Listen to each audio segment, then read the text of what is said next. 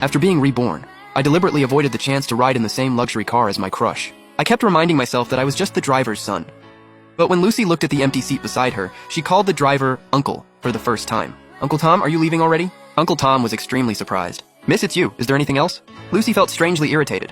"We're not waiting for Jack today? Jack just texted me. He said he has something to do with his classmates and will take the bus back later." Lucy's face darkened. After being reborn, things had actually changed. What could Jack possibly be busy with? He clearly never missed a single chance to ride with her. In her past life, at this time, he was always afraid of making her wait too long, so he would obediently wait in the car early. But maybe this was for the best.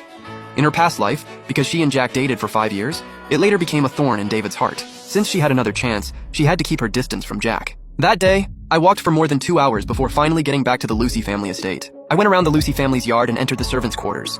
Lucy saw me from the second-floor balcony of the main villa. Her eyes followed me, and then she called out my name.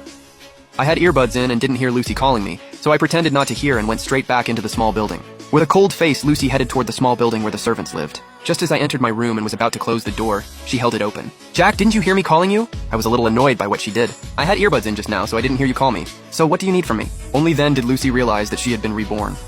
Right now, we had only just met and were not close. "After class today, why didn't you ride in Uncle Tom's car?" My tone was distant. "Are you kidding me? You're the employer, and my dad is the driver. With my status, how could I be worthy of riding with you? I didn't know my place before. It won't happen again. I hope Miss Lucy won't blame my dad."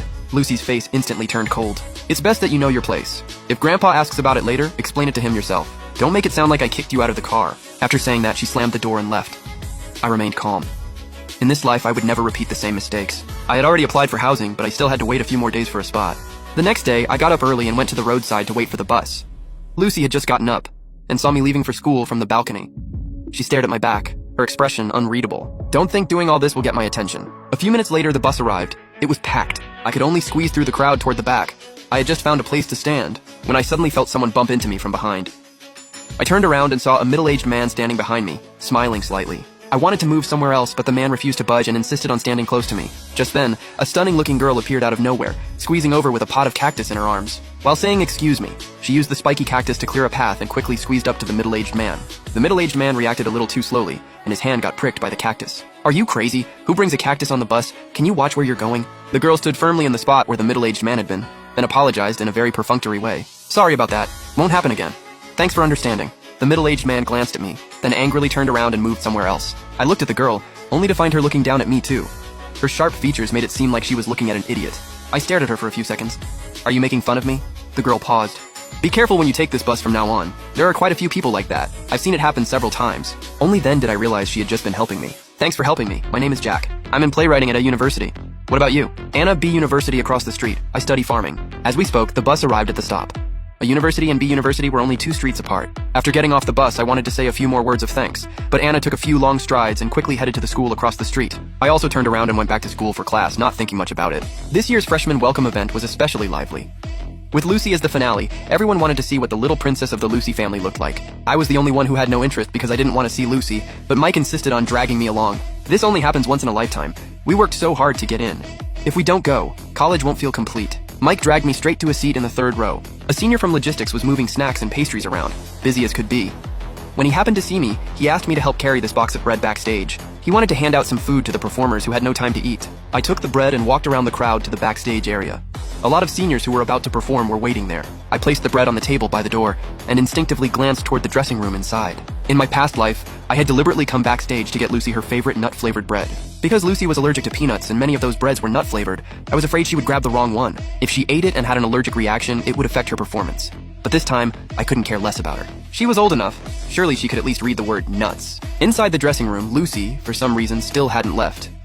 Then there was a knock on the dressing room door. Amy was about to get up and open it, but Lucy moved faster and quickly went to the door, her voice cold. "I'm not eating." But before she could finish, she froze. "Who are you looking for?" The boy outside the door was startled by Lucy's expression. "Miss Lucy, I heard you have a performance tonight." With a bang, Lucy slammed the door shut with a nasty look on her face. She turned around and sat back on the couch, so cold she could freeze someone to death. Amy scratched her head. "Lucy, don't you like Henry?" Lucy froze for a second. "I didn't see clearly just now." "You didn't see clearly? Then who did you think it was?" Lucy did not answer her. She was extremely irritated. Why hadn't Jack come yet? In her past life, he had clearly already arrived by now. In the end, unable to wait any longer, Lucy finally got up and went out, only to see people already handing out bread outside. Amy came back with a piece of bread. "Eat something to hold you over. There's not enough time to go out for food now. We can eat after the show." Lucy took the bread and looked at it, only to find it was nut-flavored. Her face looked even worse. It wasn't until she went on stage to sing that Lucy finally saw me. The boys below were all cheering for Lucy's entrance, but I was looking down at my phone. Maybe I thought it was too noisy because I even put my earbuds in. After Lucy finished singing First Love, the atmosphere at the venue completely exploded. Many people went on stage with flowers. Lucy had already received several bouquets, but she did not leave the stage right away. For some reason, she couldn't help looking in my direction. At that moment, Mike, who was sitting in the third row, came back holding 2 bouquets and shoved one into my arms. "Jack, I'm going to give Lucy flowers. You coming with me?" I handed the flowers back to Mike. "Are you kidding me? Give flowers to Lucy? I'd rather give them to a dog." I glanced at the stage and suddenly remembered that Amy had helped me a lot in my past life. "Fine, let's go together." At that moment, Lucy on stage suddenly thought of how she had not accepted my flowers in her past life. This time, she might as well accept them. After all, she knew I truly liked her. Although she didn't love me, she still had some feelings for me.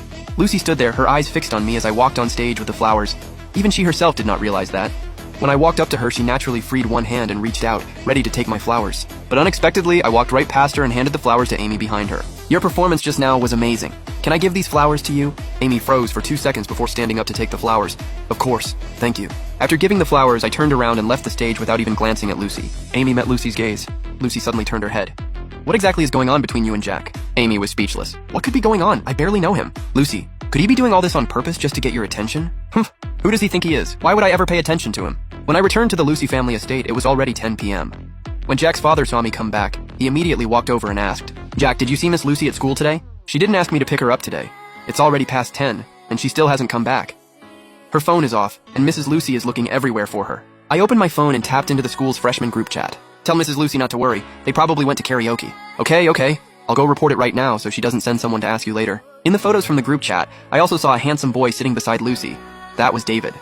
Sure enough, they still ended up together. The next morning, the fact that Lucy had stayed out all night made Mrs. Lucy very angry. I was afraid Mrs. Lucy would drag me in for questioning, so I got up early and left.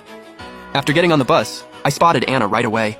Today, Anna was holding a crystal-clear succulent plant. I was a little worried we might run into that middle-aged man again, so I immediately walked over to Anna and greeted her with a smile. Anna silently made some room, basically shielding me on the inside. I was grateful for her thoughtfulness and started a conversation. "Anna, what kind of plant is that? It's so pretty." I stared at it for a long time but did not reach out to touch it. "This succulent looked a lot like the gift I received at graduation in my past life," Anna said. "It's called Neon Light Haworthia. Do you like it?" I nodded. "I do. It looks like crystal. It's really beautiful." Before I could finish, Anna pushed the Haworthia toward me. "Take it. It's yours."